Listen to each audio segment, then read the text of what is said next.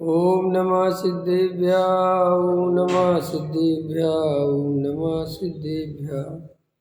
मंगलमय मंगले करन वीतराग विज्ञान नमो तार जाते वे अरिहंतादि महान कर मंगल करि होमा ग्रंथ करन के काज जाते मिले समाज सब पावे निज पद राज इस भवतरु का मूल जानो मिथ्या भाव ताको कर निर्मूल अब चरिए मोक्ष उपाय। मोक्ष मार्ग प्रकाशक सातवां अधिकार संवर तत्व संबंधी अन्यथा रूप 228 नंबर का पेज है। समिति गुप्ती की चर्चा हुई थी। आज अपने को धर्म पे चर्चा करनी है तथा बंध आदि के भय से अथवा स्वर्ग मोक्ष की इच्छा से क्रोध आदि नहीं करते, परंतु वहाँ क्रोध आदि करने का अभिप्राय तो मिटा नहीं। जैसे कोई राजादिक के भय से अथवा महंत बने के लोभ से पर स्त्री का सेवन नहीं करता तो उसे त्यागी नहीं कहते, वैसे ही यहाँ क्रोधादिक का त्यागी नहीं है तो कैसे त्यागी होता है। पदार्थ अनिष्ट इष्ट भाषित होने से क्रोधादिक होते हैं। जब तत्व ज्ञान के अभ्यास से कोई इष्ट अनिष्ट भाषित ना हो तब स्वयं में भी क्रोधादिक उत्पन्न नहीं होते, तब सच्चा धर्म होता है। देखो इसमें क्या कहते हैं, तथा बंधादिक के भय से अथवा स्वर्ग मोक्ष की इच्छा से क्रोध आदि नहीं करते, ख्याल में ना, परंतु वहाँ क्रोध आदि करने का अभिप्राय तो मिटा नहीं है। बहुत से ऐसे धर्मात्मा जीव दिखाई देते हैं, ब्रह्मचारी त्यागी वृत्ति बन गए, अंदर बहुत कसाय भाव है, ख्याल में। वो बोलते भी हैं कि हम तो महाराज हैं ना, अब हम तो क्रोध कर नहीं सकते, हम तुम्हें बताते अभी हम तो ब्रह्मचारी हैं ना, तो हमें तो अपनी मर्यादा में रहना पड़ेगा। अगर हम ब्रह्मचारी नहीं होते तो समाज की अकल ठिकाने लगा देते, ऐसे बोलते ना। तो वो ऐसा इसे साफ साफ कह रहे हैं कि वो उसको क्रोध करने का अभिप्राय मिटा ही नहीं है, वो तो उस पद में पहुंच गया है तो पद की मर्यादा के चक्कर में अपने को रोक के रखता है, क्रोधादिक नहीं करता। लेकिन अंदर से तो उसको क्रोधादिक है ही, ख्याल में आया कि नहीं आया। तो इसलिए अथवा स्वर्ग और भय के उसमें भी लालच पड़े रहते हैं कि नरक में ना चला जाऊं, ख्याल में है ना। ये नरक आदि का भय बहुत सताता है।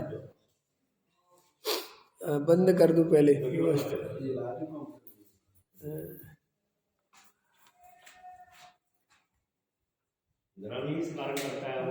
चलो अब देखो,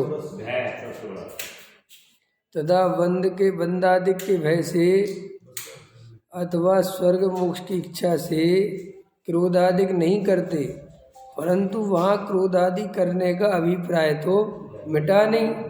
माने अंदर तो बहुत क्रोध आता है, ख्याल में है नहीं। अब क्रोध रोक लिया तो वो सोचता है कि देखो मैं कितना मंद कसाई, इससे मंद कसाई का क्या मतलब है, ख्याल में है ना। तो जैसे कोई राजादिक के भय से अथवा महंत पने के लोभ से पर स्त्री का सेवन नहीं करता, ख्याल में है ना, कि समाज में बदनामी होगी। लेकिन पर स्त्री सेवन करने का अभिप्राय तो बहुत है, लेकिन दुनिया क्या कहेगी, पाप लगेगा, नरक चला जाऊंगा। तो ये तुमने छोड़ा थोड़ा ही है, अंदर तो वासना है, इस पे ध्यान नहीं जाता। सबसे बड़ी प्रॉब्लम क्या है दुनिया की, कि वो इस तरफ ध्यान ही नहीं दे रहा कि मेरे अभिप्राय में तो वही का वही। वो बाहर के त्याग को त्याग समझ लेता है। वो सोचता मैंने बाहर से तो नहीं किया ना, मैंने कम से कम अपने को रोक के तो रखा। तो क्या क्या रखा, रोक के मिला क्या। जब अंदर से अभिप्राय की वासना नहीं मिटी तो ऐसा तो तुम जिंदगी भर रोक के रखो और अनंत भाव तक रोक के रखो तो मुक्ति थोड़ी मिल जाएगी, ख्याल में है ना। अगर कोई मुनिराज साधु संत त्यागी वृत्ति स्त्री की चाह रखता है अंदर और जिंदगी भर ब्रह्मचारी व्रत का पालन करे तो मोक्ष नहीं, स्वर्ग भी नहीं जाता। अब कहने को तो उसने जिंदगी भर कुछ नहीं किया, उससे कोई मतलब नहीं है। ये अपने दिमाग से बिल्कुल हटा देना चाहिए कि हमने नहीं किया तो हमें कुछ नहीं होता इन बातों से।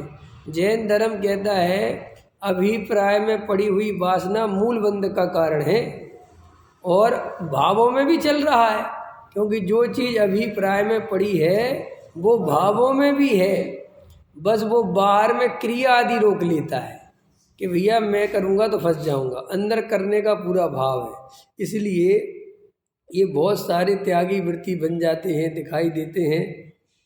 पंडित विद्वान अंदर क्रोधादिक बहुत होते हैं, बाहर में सज्जनता का ढोंग करते हैं और अंदर सज्जन होते ही नहीं। हम सब भी अपने आप को चेक करें, हम जितनी सज्जनता बाहर दिखा रहे हैं कि हम वास्तव में अंदर उतने ही सज्जन हैं क्या? क्या आप मंदिर में आके जितनी सज्जनता का ढोंग करते हो कि बहुत ही सज्जन हो, बहुत ही सज्जन हो, देखो आपके जीवन में अंदर में आप जाके देखोगे तो आप देखोगे मायाचार के अलावा कुछ नहीं है। अंदर भयंकर दुष्टता भरी है, भयंकर क्रोध भरा है। कैसे पता? कि जब पीठ पीछे किसी के बारे में चर्चा करो तो मुंह से गाली देता है उसके लिए। बस गाली नहीं देता, वहाँ की तो मतलब गाली नहीं देता, बुराई पूरी करता है। अब गाली भी इसलिए नहीं देता कि पंडित जी हैं, ये हमारे मंदिर के मित्र, इनके सामने गाली कैसे दे? और अगर तीसरा आदमी मिले तो गाली देता है, तो वो अंदर कसा है कि नहीं? तो साहब क्या करे? तो कम से कम ऐसी सच्चाई पहचानो तो क्रोध है वो कोई आफत की बात नहीं है, कसाय है वो कोई आफत की बात नहीं है। तुम्हें किसी पे गुस्सा आता है कोई बात नहीं, लेकिन उस क्रोध आदि को पहचानो दो कि मेरे अंदर है। कम से कम भ्रम से अपने को धर्मात्मा तो मत मानो, ऊपर से चादर ओढ़ ली इससे ब्रह्मचारी तो मत मानो, इतना तो विवेक रखो, कोई बात नहीं। अब ये तो देखो जो उदय प्रमाण चल रहा है, जो स्थिति है वो ठीक है, लेकिन सच्चाई पता होनी चाहिए। देखो भाई, मैं मुनिराज नहीं बन पाया, मैं 3 कसाय चौकड़ी का भाव नहीं कर पाया, मेरे अंदर कसाय बहुत है, गृहस्थी में हूँ, नाना प्रकार की मायाचार है, कमाने का भाव, खाने का भाव, भोगने का भाव, जोड़ने का भाव, सब भाव मेरे अंदर है। लेकिन ऐसा आपको ख्याल में हो तो आप ठीक हो, और आप ये मात्र बाहर के थोड़े बहुत क्रियाकांड कर गए और अपने को धार्मिक मानते हो तो आप बहुत बड़ी गफलत में हो, आपको कुछ खबर नहीं है वस्तु स्वरूप का। इसलिए सज्जन अंदर से बनो, बाहर से दिखाने की कोशिश मत करो। जैसे हो वैसे रहो, जैसे हो वैसे रहो। उससे क्या फ़ायदा होगा? उससे व्यर्थ का मायाचार नहीं होगा और तुम्हें तुम्हारी सच्चाई पता रहेगी और लोग तुमसे वैसे ही व्यवहार करेंगे जैसे तुम हो। अभी तुम ऊपर से ओढ़ लेते हो ब्रह्मचारी का चादर, लोग बेचारे तुमसे धार्मिकता का व्यवहार करते हो, तुम धार्मिक हो ही नहीं। ख्याल में आया कि नहीं आया? अब मैंने कुर्ता पजामा पहन लिया, ख्याल में है ना, और नाम के आगे लिखा डॉक्टर विवेक शास्त्री, तो बेचारे लोग तो पंडित जी जैसा ही व्यवहार करेंगे, पंडित जी जय जिनेन, शास्त्री जी जय जिनेन, है कि नहीं? और मैं अंदर से बिल्कुल पंडित से मुझे कोई लेना देना नहीं, नहीं समझ में आया? मुझे कोई शास्त्रों का ज्ञान नहीं। तो फिर भाई तुम नाम के आगे हटाओ ये सब। मैं अगर पंडित अपने नाम के आगे लिख रहा हूँ, मैं शास्त्री लिख रहा हूँ, तो मुझे शास्त्रों का ज्ञान होना ही चाहिए। ख्याल में आया कि नहीं आया? जब तो तुम्हारा व्यवहार में लेने लायक हूँ और मुझे शास्त्रों की, धर्म की, आत्मा की, तत्व की कोई रुचि ना हो, खाली मैंने पढ़ने के लिए पढ़ लिया और नाम के आगे शास्त्री लग गया और तू जगत से शास्त्री कहलवाता है, जय जिनेंद्र करवाता है, तो तुझे पाप लग रहा है। इसलिए मैंने शास्त्रियों पे घटित कर दिया। ब्रह्मचारी त्यागी वृत्तियों पे तो बहुत करता रहता हूँ। लोगों को लगता है कि पंडितों को तो छोड़ देते, मैं पंडितों को भी नहीं छोड़ता। ख्याल में आया कि नहीं आया? पंडितों से भी उतनी दुश्मनी है, ख्याल में आया ना? क्योंकि जो वस्तु स्वरूप के खिलाफ नहीं, सही नहीं है, चाहे वो कोई भी हो, चाहे मैं स्वयं ही हूँ, उसमें क्या फर्क? मैं भी तो आखिर एक जीव तत्व हूँ, मेरे से भी भूलें हो रही हैं, तो मुझे अपनी भूलें ख्याल में होनी चाहिए, ख्याल में। और मुझे अपनी भूल को छुपाने की जगह मिटाना चाहिए। तुम जितनी ताकत छुपाने में लगती हो, उसकी जगह उसे मिटाने में लगाओ। ख्याल में मिटा दो, छुपाने में ज़्यादा ताकत लगती है, मिटाने में नहीं लगती। ख्याल में है ना? उसमें क्या है? और या नहीं मिटा पा रहे तो छुपाओ मत, जैसे हो वैसे बता दो। पंडित जी आप मुझे भ्रम से सज्जन मत समझो, मैं अंदर से बहुत दुष्ट हूँ, कोई बात नहीं, मुझे बहुत कसाई आती है, पूजा पाठ में भी बहुत क्रोध रहता है, मैं अंदर कहता किसी से नहीं, अंदर बहुत रहता है। जरा जी हम तो किसी से कुछ नहीं बोलते, ख्याल में है ना? अपन तो चुपचाप देखते हैं। तो ये बात कैसी है कि अंदर दबा है, कसा है, क्रोध तो आता है, अगर बस चले तो वहीं फटकार दे, लेकिन अब फटकार नहीं सकते क्योंकि अभी कहो तो आफत मोल आ जाएगी। तो इसको कह रहा टोनामल जी तेरे अंदर क्रोध है, तूने भले ही परिस्थिति के कारण दबा लिया है, और वो मौका देख के कर भी देता है काम कि अगर कोई कमज़ोर पड़ गया, कोई अपने से हल्का पड़ गया जिसको सुना सकते हैं तो उसको सुनाने बैठ जाता है। ऐसे अपन बहुत सारे अंदर अभिप्राय में कसायों की भट्टी में जलते रहते हैं और बाहर सज्जनता की बातें, हमें क्या लेना देना जी किसी से, हमें क्या लेना देना। अरे भाई इतने बार बोल रहा है, इस बात की निशानी है कि तुझे बहुत लेना देना है, इतनी बोलने की जरूरत क्या है? कई लोग आपको बार बार बोले हम तो जी किसी से मतलब नहीं रखते, हम तो जी अपने रास्ते आते, ये बोलना बता रहा है कि तुझे अंदर बहुत कसा है। क्योंकि जो सज्जन पुरुष होते हैं वो ये भी नहीं बोलते कि मुझे किसी से क्या लेना देना। अंतर समझ में आए कि नहीं आए? लेकिन भैया ये सब कसाए छुपा छुपा के अपने को धार्मिक मानते हो, इससे धर्म तो होता नहीं, धार्मिक तो होते नहीं, और ठगे और जाते धर्म के नाम पर, सो नरक आदि में गमन हो जाता है। ख्याल में है ना? कितना गजब का टोनामल जी साहब का चिंतन है। देखो क्रोध आदि नहीं करते नहीं है, टोनामल जी कह रहे भय से और लोभ से। मैंने बताया था दो कसाय काम करती है, भय और लोभ। ये खाने पीने में जो त्याग व्रत चल रहा है, ये नहीं खाना, ये कोई ये कभी मत समझ लेना कि ये संयम वयम है, ये सब तुम्हारा भय और लोभ। ख्याल में है ना? ये थोड़ा त्याग व्रत करते रहो, अगर मर के स्वर्ग वर्ग जाते होंगे तो भैया स्वर्ग चले जाएंगे। इतनी सी बात है, कोई जीव जीवों का चक्कर नहीं। भ्रम छोड़ देना कि तुमने आलू इसलिए छोड़ रखे कि तुम्हें जीवों की दया है, ये बिल्कुल मत सोचना। क्यों कि साहब कैसी बात करते हो? अरे जीवों की दया होती, आलू वाले जीवों की दया होती तो संगी पंचेंद्री के साथ तुम्हारा व्यवहार कैसा होता, ये तो सोचो। जो व्यक्ति आलू में जो दिख नहीं रहे, समझ में आया? वे अनंत निगोदिया जीव जिनका बचना और मरना कोई काम का ही नहीं है, घबराना नहीं। निगोदिया जीव को बचाने का कोई मतलब है? अरे है कोई? वो तो वैसे ही मरना जन्ना है, उसका तो काम ही है मरना, जन्मना मरना, जब उसको बचाना क्या, घबराना मत। अभी ये सुन के लोग घबरा जाते हैं, उसको तो बचाने में लगा हुआ है। और संगी पंचेंद्री जिसको बेचारे को बचाओगे तो वो सम्यक दृष्टि हो जाए, समझ में आया? उसके साथ दुर्व्यवहार करता है, उसके साथ कसाय भाव रखता है, और तू कहता है कि मैं त्यागी हूँ। किस बात का त्यागी है भाई? कौन से त्यागी हो तुम? हैं? तो ये जमी कंद आदि जो छोड़े हैं तुमने, ये कोई जीवों की करुणा के कारण नहीं छोड़े, ये तुम्हें बार बार प्रवचन में सुनाया गया। इतना पाप लगता है, इतने जीव मरते हैं, तो तुमने कहा यार इतना है तो छोड़ो। ख्याल में आया कि नहीं? वो इस बात से नहीं कि कोई जीव, अरे जीव की जैसे असली करुणा हो, असली करुणावान पुरुष वो है जिसे सबसे पहले मनुष्य के प्रति करुणा है, मनुष्य का दुख जिस पे देखा ना जाए। ख्याल में आया कि नहीं आया? और मनुष्यों की ज्यादा से ज्यादा मदद कर सके। और हम तो शोषण करने की सोचते हैं। आप सही बताओ, गरीब आदमी की आप मदद करते हो कि शोषण करते हो? देखना अपने आप। ख्याल में है ना? अगर वो अपना हक मांग ले, थोड़ा समझदार हो जाए, तो तुम उसको क्रोध से भर जाते हो। जबकि उसका लड़का पढ़ लिख गया, अच्छा तू ज़्यादा पढ़ लिख गया, ज़्यादा सैलरी चाहिए तुझे, तेरे बाप ने आज तक नहीं बोला कि भैया ये व्यवहार, ये आलू नहीं खाने वाले का व्यवहार है, ये पानी छानकर पीने वाले का व्यवहार है। ये व्यवहार कहाँ से आ गया तुम्हारे अंदर? यहाँ महल बनाने में लगे हो, पैसा जोड़ने में लगे हो, चाहे शोषण के, चाहे बेईमानी करके, झूठ फरेब कर, वहाँ आलू नहीं खाते पंडित जी। ख्याल में आया कि नहीं? खाएंगे केले की चिप्स, आलू की चिप्स को देख के भागो, हम नहीं खाते, हम नहीं खाते, ये बड़ा धार्मिक समझता अपने को। जबकि कोई धर्म का इससे लेना देना नहीं है। ये तो सब मूर्खता की बातें हैं। ये तो अपने आप को भ्रम की चादर ओढ़ने का उपाय है कि हम धार्मिक हो गए, क्योंकि वो 2-4 क्रियाकांड करके वो भ्रम की चादर ओढ़ ली, बस भ्रम से मान लिया कि हम तो बहुत काम कर रहे हैं।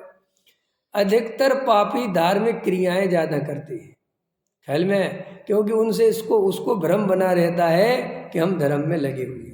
इसलिए ज़्यादा बेईमान ज़्यादा दान देते हैं।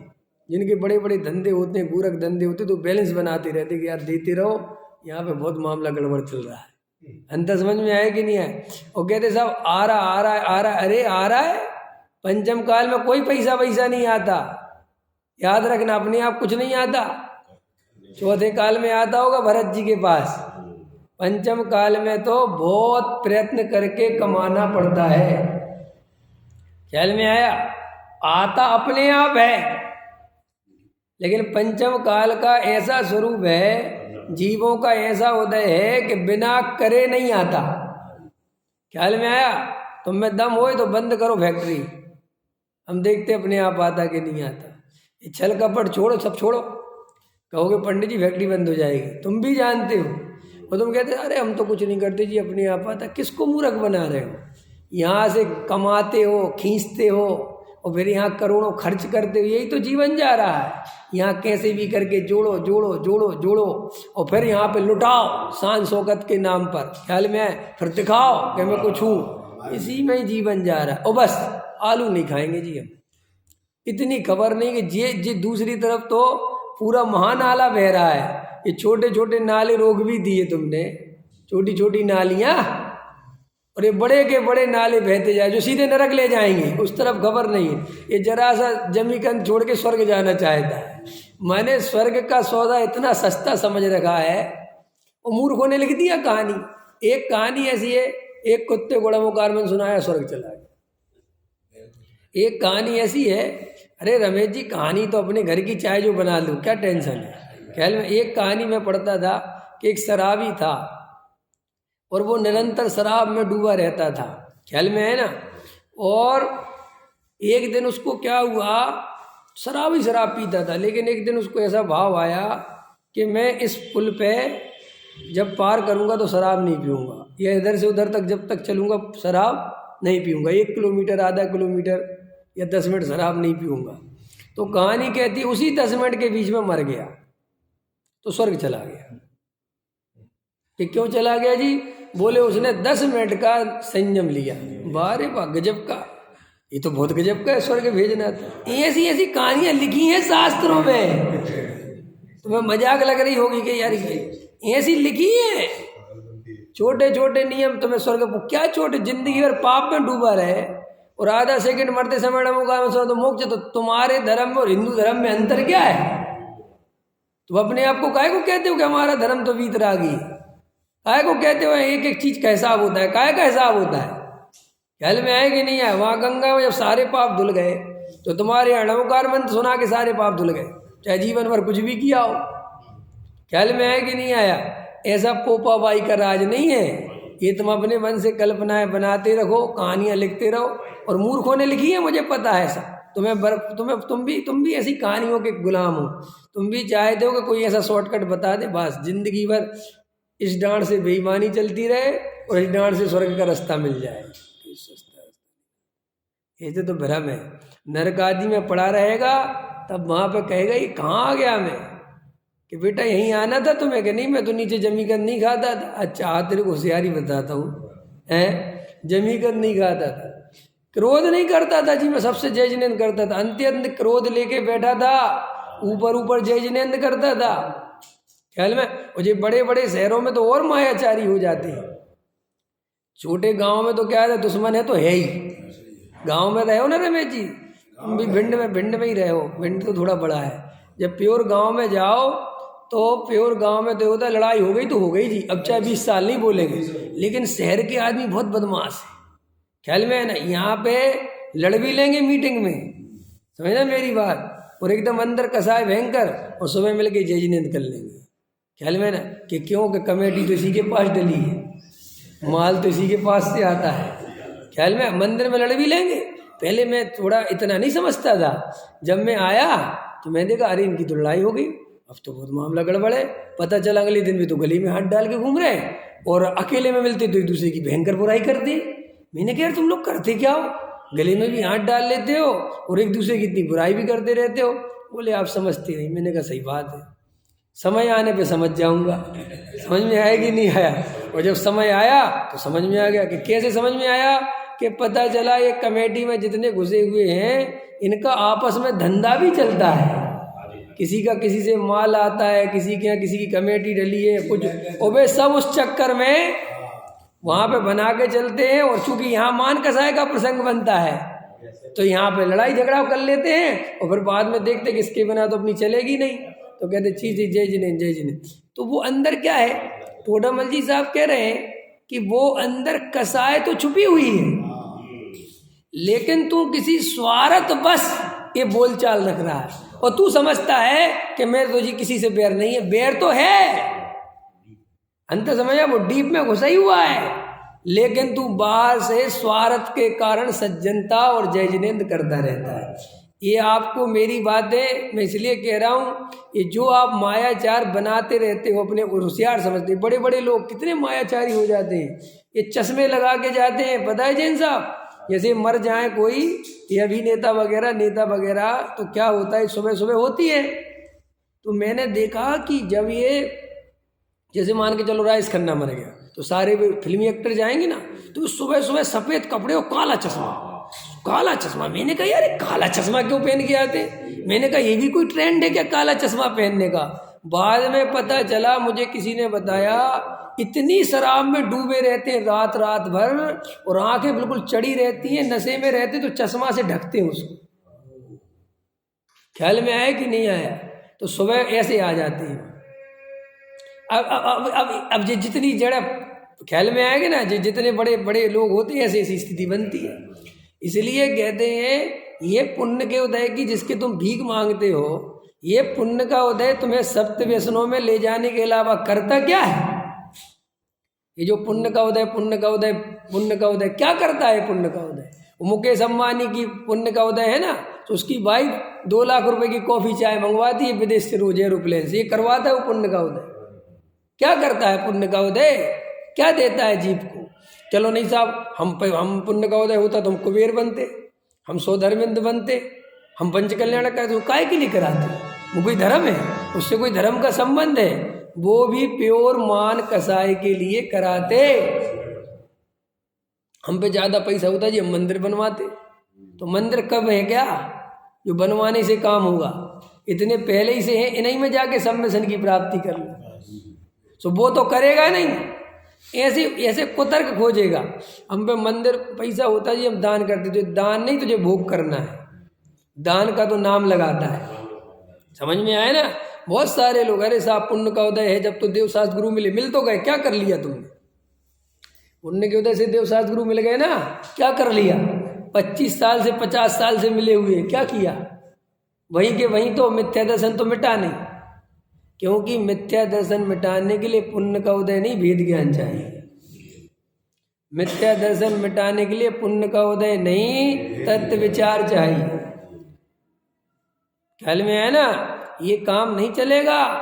सम्यक दर्शन प्राप्त करने के लिए पुण्य का उदय नहीं, आत्मा का प्रेम चाहिए, सच्ची प्यास चाहिए जो अंदर है नहीं। इसलिए झूठ भरप के धंधे करता रहता है। तो देखो क्या लिखा टोडामल जी ने, क्रोध आदिक नहीं करते, बाहर में एकदम सज्जन दिखते हैं और अंदर क्रोध आदि करने का अभिप्राय मिटा ही नहीं। ख्याल में है ना। देखो भाई गहरी बात समझना, ये छोटी मोटी बात नहीं लिखी टोडामल जी साहब ने। देखो हमारे जीवन में हम इतने सम्यक दर्शन के गीत गाते हैं, इतने जन्म से ही सम्यक दर्शन सुन रहे, अंदर अभी तक सम्यक दर्शन लेने की भावना नहीं बनी। सोचो बात, तो सम्यक दर्शन कितना दुर्लभ है, पकड़ में आ रहा है कि नहीं। जिसको हम 25 साल से लगातार सुन रहे हैं कि जगत स्वार्थ की पुटाला है, कुछ नहीं रखा जगत में, कुछ नहीं है, यहाँ कुछ लेना देना नहीं है। अरे सब इतना सुनने के बाद भी और अनुभव करने के बाद भी कि ना पैसा सुखी करता है, ना शरीर, ना संयोग, ना पत्नी, ना बच्चे, अरे सब अपने अपने स्वार्थ के ऐसा सब अनुभव करने पर भी और सम्यक दर्शन सच्चा सुख का कारण है, ऐसा होने पर भी सम्यक दर्शन की प्राप्ति का उपाय नहीं करते, मान कसाय की प्राप्ति का उपाय करते हैं। रात और दिन मान सम्मान कैसे मिले इसका चिंतन करते हैं, समाज में नाम कैसे हो, पैसा कैसे इकट्ठा हो, धन का संग्रह कैसे बढ़े, 2 मकान से 3 मकान कैसे हो, इस पे ज़्यादा चिंतन है, आत्मा की चिंता अभी भी नहीं है। बोलो, तो इससे क्या मतलब हुआ कि भैया ये सब पुण्य के उदय की तुम दुहाई देते हो, अंदर से कोई पुण्य पुण्य का मतलब नहीं है, अंदर तो सांसारिक प्रयोजन ही साधने हैं, इसीलिए पुण्य के गीत गाते हो। चाहिए पुण्य काय के लिए? सांसारिक प्रयोजन के लिए। इसलिए भगवान हमारा पुण्य का उदय बना रहे, हमें आपके दर्शन रोज मिलते रहे। क्या क्या बोलते हैं? ये भगवान हमारा पुण्य का उदय बना रहे, आपके दर्शन रोज मिलते रहे। किसके दर्शन? कहाँ है भगवान? सही बात बताओ। अच्छा, भगवान कौन है? जीता जागता भगवान कौन है? ये प्रतिमा है कि हम हैं? और तुम किसके दर्शन की भीख मांग रहे हो? उस प्रतिमा के। और अंदर जो चेतन तत्व है उसके दर्शन की चिंता नहीं है, उसके अंदर भाव नहीं आते कि हे भगवान अपने स्वरूप का दर्शन हो, है मुझे अपने स्वरूप की प्राप्ति हो, मुझे अपने स्वरूप का दर्शन हो, ऐसे भाव नहीं आते। ये सब अंदर में आप जाके देखोगे, मैंने कहा था ना, सब उधार की विद्या है। काय की विद्या है? और उधार के अनुभव काम नहीं आते। क्या कहा मैंने? उधार के अनुभव अपने अनुभव से जियो भाई, अपने हिसाब से जियो। दुनिया क्या कह रही, कैसे कह रही, क्या समझा रही, कुछ नहीं। मैं जो समझा रहा हूँ वो भी तुम्हें मानना नहीं है, मैं जो कह रहा हूँ वो भी आंख बंद करके मानना नहीं है। मैं जो कह रहा हूँ इस पे जाके बस विचार करना है कि ये उनने कहा था ये सही है कि नहीं। अगर सही है तो उसको अप्लाई करो, और लगता है सही नहीं है तो बात खत्म करो, क्या दिक्कत है। लेकिन वही वहीं के वहीं, वहीं के वहीं, बोई का बोई, जैसे के तैसे तो काम नहीं बनेगा। देखो क्या लिखा, परंतु वहाँ क्रोधादि करने का अभिप्राय तो मिटा नहीं, जैसे राजादि के भय से, महंत बने के लोभ से। देखो 2 बातें ली, अच्छे समझ ना, ऐसे टोडा मलजी बहुत अच्छे से लेते कि राजादि का भय, एक तो कानून का भय। अब कानून है, चूंकि राजादि तो है नहीं, तो अब पहले राजादिक थे टोडा मलजी समय, तो उन्होंने राजादिक लिखा, वो बात एक ही है। तो राजादिक के भय से अपने को रोका रखता है। समझ में है कि भैया अपन अगर ऐसा करेंगे, किसी पे क्रोध करेंगे, कुछ गलत काम करेंगे, किसी का स्त्री उठा के ले जाएंगे तो भाई साहब आफत हो जाएगी। तो भैया क्या करो, तो बेचारा शांत खड़ा रहता है, और ठीक है जी। और अथवा महंत पने से, अब ये महंत पना भी गजब की बात। ये महंत पना क्या है? महंत पना माने त्यागी वृद्धि ब्रह्मचारी बन गया, ये महंत पने चढ़ते हैं, ख्याल में है ना। तो वहाँ पर स्त्री सेवन का भाव तो बहुत है, पर स्त्री को देखना भी चाहता है, और अंदर उसके प्रति बहुत वासना छुपी हुई है, लेकिन बाहर से बहन बहन करता रहता है। माता बहन सुता पहचानो, ख्याल में है ना। सब बहनें हैं, सब माँ हैं, और एक भी स्त्री को माँ बहन देखता नहीं है। मैंने इसमें पहले बोला था कि अगर तुमने वास्तव में माता बहन सुता पहचान ही लिया है तो फिर स्त्री से डरने की जरूरत क्या है? अपनी माँ से कौन डरता है? अपनी बहन से कौन डरता है? और तुम इतने दूर दूर दूर दूर, मेरा तखत दूर लगाओ, मेरे स्त्री पर नजर न पड़ जाए, इसका मतलब क्या है? कि तुमने माता बहन सुता पहचान ही नहीं है। ख्याल, ये तो कितना क्लियर कट बता रहा हूं मैं तुम्हें, नहीं समझ में आ रहा है? स्त्रियों से अत्यंत नजदीकी भी नहीं और अत्यंत दूरी भी नहीं, सहज रहो। नहीं समझ में? जैसे मेरा तखत अब यहाँ लगा दिया, मेरी जब माता बहन ही है, क्या इतना घबराना, ख्याल में है ना। लेकिन वो अंदर से उसके छुपी हुई है, तो एक तो उसे बदनामी की डर लगता है कि लोग क्या कहेंगे, ब्रह्मचारी ने वहीं लगा दिया तखत बिल्कुल स्त्रियों के पास। एक तो ये चक्कर भी बहुत है, क्योंकि हम लोग भी वैसे ही मूर्ख आदमी है। हम ये तो देखते नहीं कि ये पंडित जी या ये ब्रह्मचारी सहज है कि नहीं। अरे वे तो उन्होंने तखत वहीं को खिसका लिया, अरे भाई को भी खिसका लिया तो भी तो देखो वे सहज है कि नहीं। तुम यहाँ से तो परीक्षा कर नहीं पाती, ख्याल में है ना। और जो व्यक्ति ऐसा मुंह करे, स्त्रियों की तरफ बिल्कुल बुद्धिपूर्वक भी ऐसा ना देखे, समझ लेना उसके अंदर भयंकर विकार है, सहज नहीं है। उनमें सहजता के 1000 उदाहरण दे सकता हूं। देखो आप अब घबराना नहीं, थोड़ा सा उदाहरण खतरनाक समझ जाओगे मेरा, इसलिए कि समझ आना बहुत जरूरी है। तुम अपनी बहन को बैठा लो अपनी मोटरसाइकिल पे, देखो कितनी सहज रहते हो।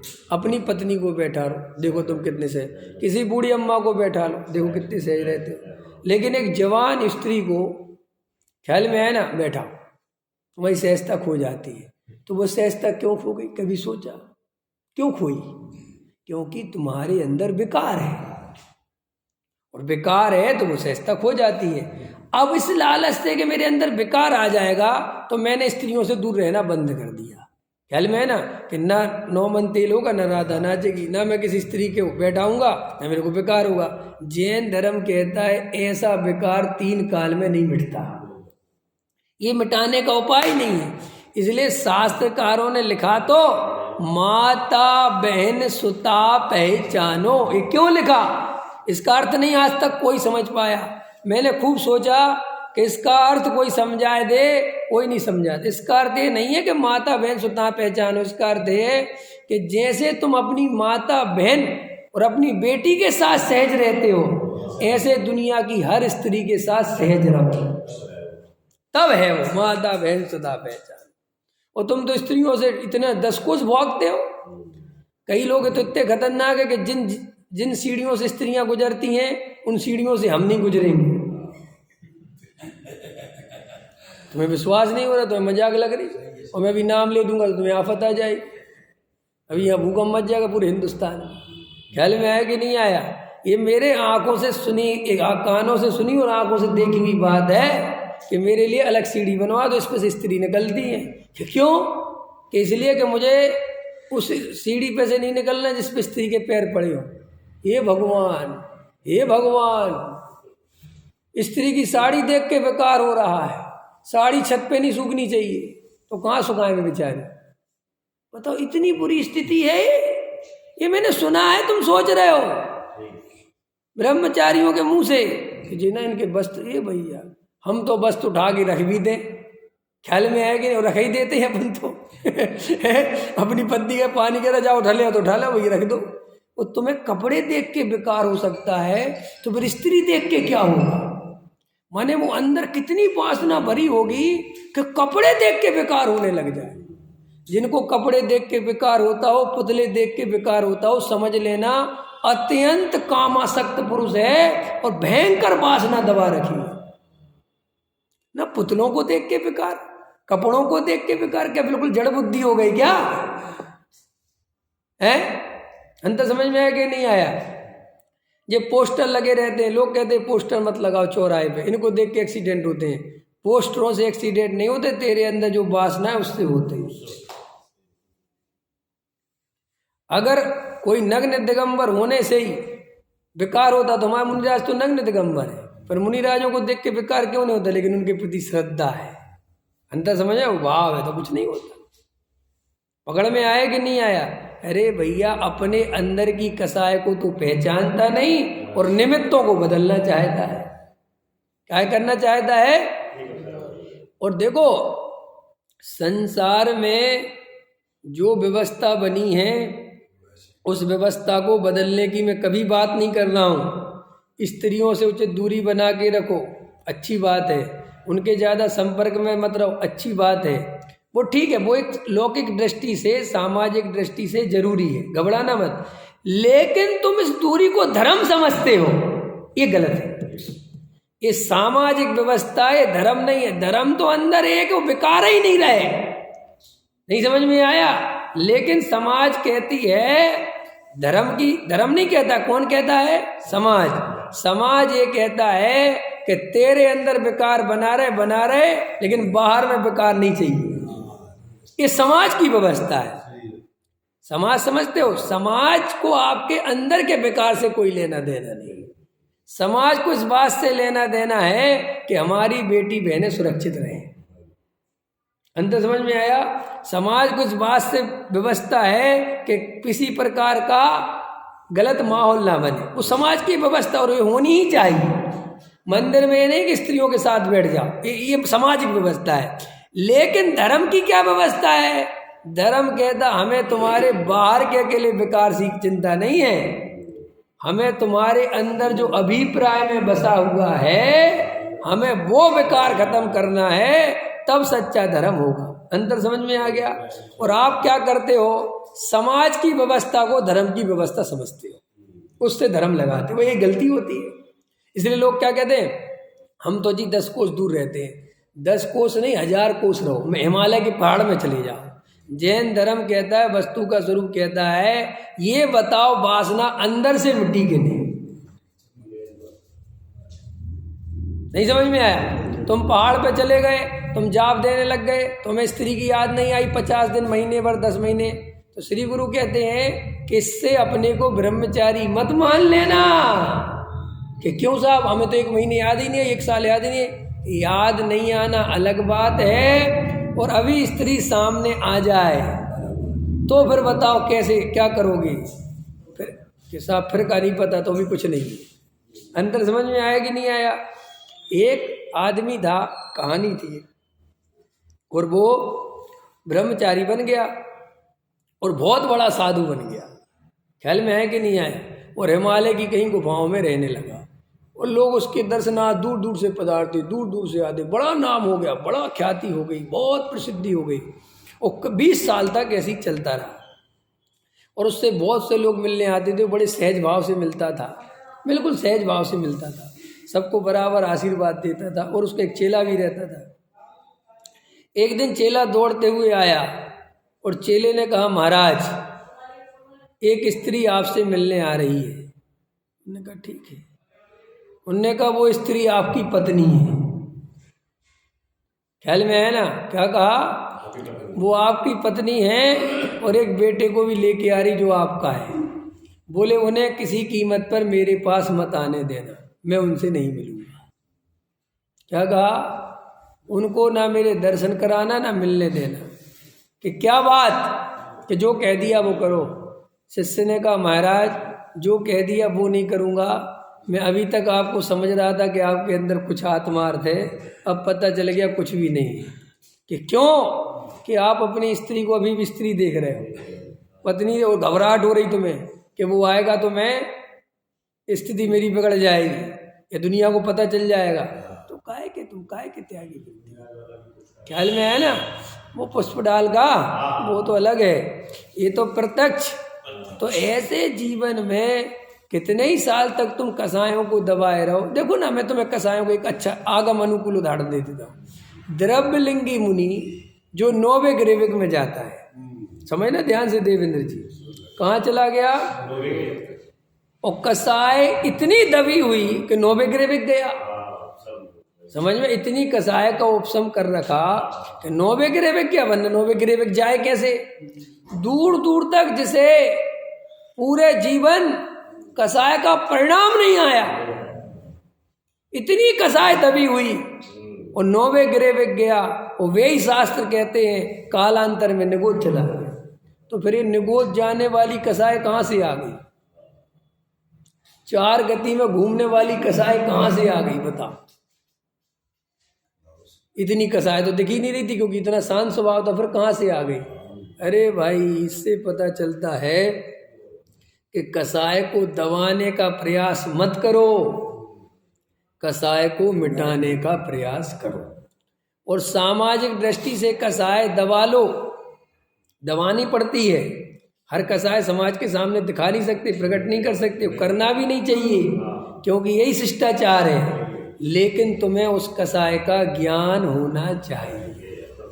उस दबी हुई कसाय को धर्म नहीं समझना चाहिए। अंदर बिल्कुल क्लियर कट होना चाहिए कि भैया कसाय बहुत है, बाहर से भले ही लोग कुछ भी कहें। और कोई आ भी जाए प्रशंसा करने कि आप बड़े सज्जन हो, तो कहना भैया भ्रम मत पालो, बाहर से सज्जन है, अंदर से दुर्जन है। वो कहे नहीं नहीं, अरे कहना जाओ भैया अपना काम करो, किससे हमारी मान को ठेस पहुंचेगी, पहुंचने तो कम से कम अहंकार को ठेस पहुंचेगी तो चने के पहाड़ पे तो नहीं चढ़ोगे, जमीन पे तो रहोगे, अपनी सच्चाई तो पहचानोगे। अरे भाई समाज का कुछ नहीं है, समाज 1 मिनट में फूलों की माला पहनाता है और 1 मिनट में जूतों की माला पहनाता है। समाज का कुछ नहीं, वे ही लोग पहनाते हैं। इसलिए समाज में जो शिष्टाचार है, जो व्यवस्था है, उनका हमें पालन करना चाहिए, उनके खिलाफ कुछ नहीं करना। लेकिन आत्मा की जब बात आए, धर्म की जब बात आए, तो तुम्हें पूरा ईमानदारी से अपने अंदर का पता होना चाहिए कि मैं अंदर से कैसा हूँ। दुनिया भले ही कुछ भी कहे। तो देखो भाई, महंत बने का अर्थ कर दिया, महंत बने के लोभ से, लोभ समझिए, महंत बना माने मेरी इज्जत मिट्टी में मिल जाएगी, तो वो पूजने का भाव बहुत है, तो उस पूजने के भाव में, पूजने के लोभ में इस कसाय को दबा लेता है। कौन सी कसाय को? स्त्री आदि को भोगने की। लोभ से पर स्त्री का सेवन नहीं करता। तो देखो टोडामल जी क्या कहते, तो उसे त्यागी नहीं कहते। वो भले ही दुनिया त्यागी कहती रहे, वो त्यागी है नहीं। वैसे ही यह क्रोधादिक का त्यागी नहीं है, तो कैसे त्यागी होता है? भले ही तू अपने को बाहर से त्यागी बनाए, अंदर से भयंकर क्रोधादिक। इन साधु संतों को, त्यागी वृत्तियों को, ये धर्मशाला, ये मंदिर आदि बनाने का मना क्यों किया, निषेध क्यों किया, बताया आप? इसलिए किया कि जब ये बनाओगे तो राग द्वेष कसाएं होंगी। ख्याल में है ना? क्योंकि सामाजिक काम है और समाज से जुड़ोगे तो कोई कहेगा हमें ये करवाओ, कोई कहेगा हमारा पैसा लगवाओ, कोई कहेगा हम इंद्र बनवाओ, कोई कुछ कहेगा, महाराज फंसे रहेंगे। इसलिए कहा कि भैया तुम इससे दूर रहो। लेकिन आत्मा का जिनको आनंद नहीं आ रहा, वे तो इसी में फंसेंगे, करें क्या? ख्याल में है ना? अभी मैं एक विचार कर रहा था कि देखो जीवन में कैसी स्थिति है,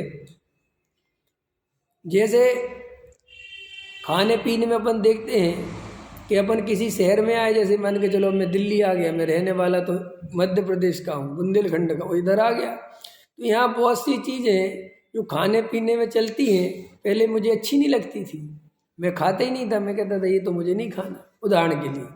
और बाद में तुम लोगों ने धीरे धीरे के खाओ तो बढ़िया लगती है, थोड़ी खाया, ख्याल में है ना? क्या क्या होता है अभी वो एक आध याद नहीं आ रहा मुझे।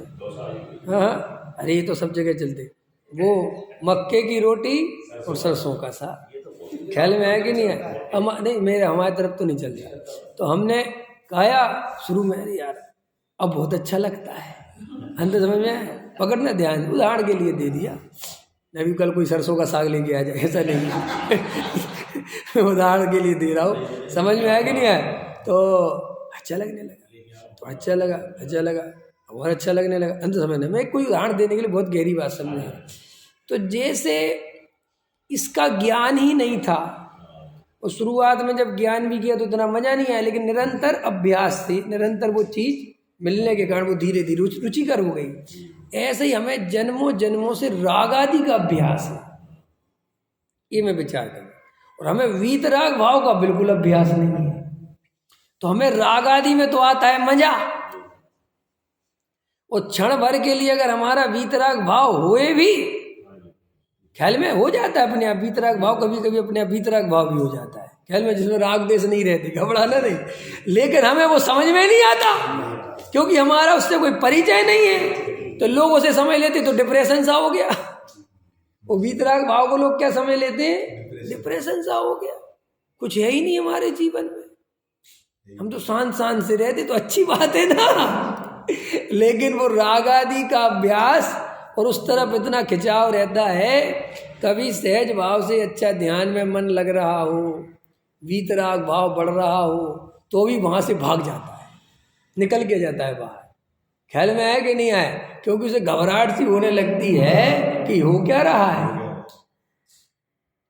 मैं कई दफे आता है कि देखो जीव कैसे भागता है, जबकि वीतरागता में कोई दुख नहीं, आनंद ही आनंद, लेकिन शांति रहती, लेकिन उस शांति का अभ्यास ही नहीं है। मैंने इसके लिए कई दफे उदाहरण दिया ये अपन 1-2 महीने की ठंड पड़ती है, बाकी 10 महीने तो गर्मी रहती है, तो पंखा चलाने का अभ्यास हो जाता है और वो आवाज़ की आदत पड़ जाती है। तो देखो कई लोग ठंडों में पंखा चलाते रहते, क्यों? कि भैया आवाज़ आए, न नींद नहीं आए। कई लोगों के पटरी के किनारे घर होते हैं ना, तो वो ट्रेन निकलती है तो वैसी आदत पड़ जाती है, ख्याल में है ना। और अगर ट्रेन नहीं आए ना जिस दिन, मान के चलो ट्रेन बंद हो जाए, 1 हफ्ते से रूट पे ट्रेन नहीं हो, तो नींद नहीं आए। अब कहोगे जो उल्टा आदमी है, भाई ट्रेन से तो डिस्टर्ब होता होगा ना, लेकिन डिस्टर्ब नहीं होता। ऐसे ही हमें शांति बिल्कुल कभी मिली नहीं, हमने कभी शांति का ढंग से वेदन किया नहीं, हमें अशांति में रहने की आदत है। इसलिए शांति हो, हमने तो ऐसा तक देखा, हम जब गांव में रहते थे, हमारे गांव के सामने एक सास बहू रहते, ऐसे हमारे गांव में कई सास बहू रहते थे, वो लड़ते बहुत हैं गांव में सास बहू, यहाँ भी लड़ते होंगे पता नहीं। तो क्या होता था, हम उसे काकी कहते थे, काकी काकी कहते थे, काकी। तो पता काकी की क्या आदत थी कि जैसे सुबह से सब शांति है पूरे मोहल्ले में, ख्याल में है ना, और सुबह से शाम भी वही शांति है, बिल्कुल कोई लड़ाई नहीं। सच बता रहा हूँ, मैंने अपने को प्रत्यक्ष अनुभव किया। तो पता शाम को 4 बजे आके दौड़ मार के रोने लगेगी। अपन के काकी क्या हो गया, तुम एकदम से रो क्यों रही? अरे का बताएं, और फिर गाली देने लग जाएगी। किसको? बहू को, जबकि आज कोई बात ही चीत नहीं हुई। तो ऐसी आदत पड़ गई थी कि लड़े नहीं तो उसे शांति न पड़े। ख्याल में है कि नहीं आया? ऐसे लोग होते हैं। और हम लोग कहते जब वो अच्छे मूड में कि काकी तुम इतनी लड़ते, पता ही नहीं, मजा ऐसा नहीं आता, लड़े नहीं तो शांति शांति सी लगती है, लड़ लो तो थोड़ा ठीक लगता है कि ठीक है अब बोलो। ऐसे ऐसे लोग हैं संसार में। तो ऐसे ही हमने अनादि काल से इन पर पदार्थों से राग द्वेष किया है, हम पर पदार्थों में चिपके रहते हैं। और जैसे ही कोई पर पदार्थ हमारे संपर्क में आता है, हम तुरंत राग द्वेष करते हैं, आदत पड़ी हुई है। तो कभी कभी सहज ही इन पर पदार्थों से उपयोग हट के कभी सहज ही वीतराग भाव प्रकट हो गए क्षण भर के लिए, तो इसको घबराहट होती है कि शांति बहुत हो गई। घर में एकदम शांत बैठा हो, कोई काम करने को नहीं हो, बिल्कुल शांति, कोई भाव भी नहीं आ रहा, ना टीवी चलाने का, ना मोबाइल चलाने का, ना कुछ किसी से खाने का, ना बस शांति से बैठा है। तो थोड़ी देर में उस शांति से बाहर उठ के भागता है, कहते तो बहुत ही शांति हो रही। माने उस शांति के नाम पर उसे डर लगता है कि मैं कहीं डिप्रेशन में न चला जाए। तो ये वीतराग भाव कोई अलग नहीं है, वीतराग भाव तो आता है बीच बीच में, लेकिन तुम्हें उसकी पहचान नहीं है और उसमें रहना नहीं आता, इसलिए तुम उससे भाग जाते। और अगर डटे रहो, जैसा मैं सरसों के साग में डटा रहा क्या मैं देते रहे तो मैं खाता रहा, तो फिर अच्छा लगने लगा। ऐसे ही तुम वीतराग भाव में डटे रहो, ध्यान में डटे रहो, डटे रहो, डटे रहो, डटे रहो, एक दिन तुम्हें ध्यान में मजा आने लगेगा, शांति में आनंद आने लगेगा। घबराना नहीं। करेला जब नहीं खाया जाता शुरुआत में, तुम डरो मत, बस तुम खाते रहो, फिर करेला ही तुम्हें शक्कर जैसा मीठा लगने लगेगा अंतस। हाँ ख्याल में है ना, बस डटे रहे ना। ऐसे ही ये धर्म, ध्यान, तत्व विचार, तत्व चिंतन शुरुआत में तुम्हें ज़्यादा अच्छा नहीं लगेगा, तुम्हें घबराहट होगी, तुम्हें लगेगा यार क्या है ये सब, कुछ नहीं होता, अरे भैया काम धंधे पे चलो, ये लगेगा। ख्याल में है ना, या शास्त्र जमाओ, या शास्त्र पढ़ो, या कुछ सुनो, या किसी का प्रवचन सुनो, या पूजा करो, इसमें ज़्यादा रस आएगा। और ध्यान में तुम्हें लगे कुछ हो ही नहीं रहा, लेकिन वहीं सब कुछ होना है। पूजा पाठ में कहीं कुछ नहीं होना है, उसी गहरे तत्व विचार में, गहरे ध्यान में आत्मा प्रकट होना है। इसलिए शुरुआत में मन नहीं लगे, कोई घबराना नहीं, तुम बैठे रहना, जहाँ के विचार आए आने देना, कोई बात नहीं। वे विचार भी इस बात की निशानी के अंदर भरे हैं और वे निकलना चाह रहे हैं, तो उनको ध्यान के माध्यम से निकलने दो। क्योंकि तुम काम धंधों में लगे रहते हो तो विचार ही निकल नहीं पाते। ख्याल में आया कि नहीं आया है? उनको थोड़ा ध्यान में निकलने का मौका दो। आओ विचार, आओ, क्या क्या आना है आओ, मेरे अंदर में भी तो देखो क्या क्या भरा पड़ा है। तुम अपने अंदर देखने का पुरुषार्थ करो और बाहर देखने का पुरुषार्थ बंद करो। बाहर कुछ नहीं है, अंदर सब कुछ है। सहजानंदी शोध